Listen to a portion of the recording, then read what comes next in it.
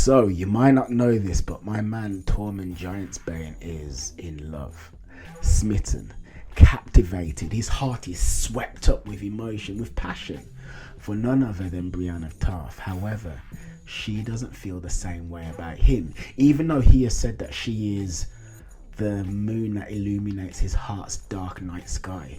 She wants nothing to do with him whatsoever. And why? That's for reasons that I'm about to explain in this video. But first, just to illustrate how little she wants to do with him, have a listen to this exchange which I happened to overhear between the two of them shortly after the Battle of Winterfell. A campfire in the north. Tormund Giantsbane and Brienne of Tarth are sitting together, eating dinner. You know, Brienne, I fought giants, battled the dead, and crossed the wall, but nothing compares to the sight of you in battle. Makes my heart race faster than a free folk on the run. Tormund, how many times do I have to tell you? I'm not interested. Oh, but I know there's a heart in there somewhere. The heart of a lioness, fierce and proud, just like me, a big, strong bear. We are perfect together. You're relentless. I'll give you that. But I have duties to attend to, and your affections are distracting. Distracting? That's just my charm working on you. You can't resist it forever. Watch me. Brienne, wait! You can't just leave a man hanging like this. It's cruel. Better get used to it, Tormund. Some battles you just can't win. She loves me. She just doesn't know it yet. I'll wait for you, Brienne. I'll wait right here until you realize we are meant to be. Don't hold your breath, Giantsbane. I'll be here, Brienne. Always here. The great Tormund Giantsbane waited, confident that one day his wild charm would break through the Valyrian steel which armoured the heart of the steadfast Brienne of Tarth. Sadly, that day would never occur, and his heart would find its final beat before ever finding the love it so desired. Trying to win her heart was akin to sitting on the Iron Throne and not getting stabbed in the back. A rejection so cold, it could have come from the Night King himself. So as you can see, Tormund basically needs to give the game up. In fact, I would say that his chances of winning her heart are as futile as the Dothraki charging the Night King. It's as simple to say as Tormund is a taste Brienne has no interest in acquiring. But why is that? You're about to find out. What women are attracted to: strength, confidence, social standing, among others. Tormund essentially has all of this. He's strong, confident, and is the leader of the wildlings and co-signed by Jon Snow. However, he is actually a wildling and Brienne is from Tarth, just off the southern coast of Westeros actually. Northern houses like the Starks and Boltons are said to be quite similar to the wildlings, aka the free folk in temperament. But that's not Brienne. That's not where she's from. She is a southern knight who most likely finds people like Tormund disgusting.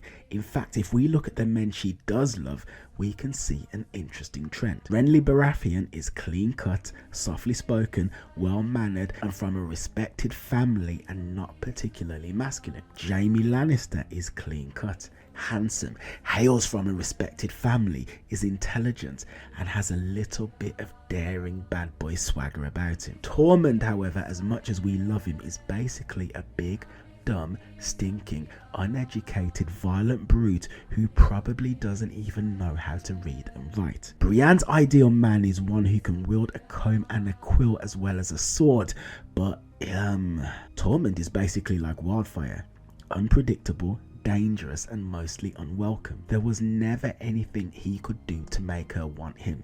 Actually, no, I tell a lie. That is a lie.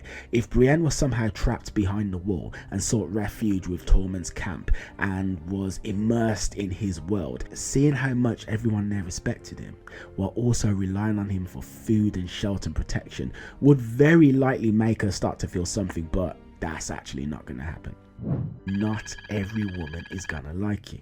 Something I always tell my clients is that there's nothing you can do to make every woman in the world like you. It's just simply not possible. All you can do is be the best version of yourself and make yourself as attractive to the largest number possible for you. Let's look at it like this. 50 Cent's In the Club and Foo Fighters' Resurrect are massively different genres of songs, but they're both absolutely massive.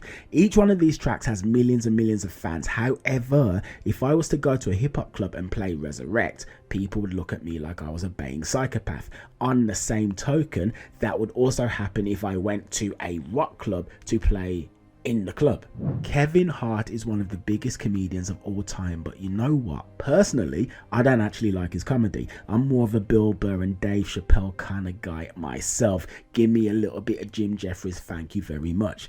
Does that mean that Kevin ain't funny? Nah, it doesn't mean that, but it does mean that he's not funny to me. There's no successful comedian in the world who's loved by everybody. People gravitate to who they like, and you know what?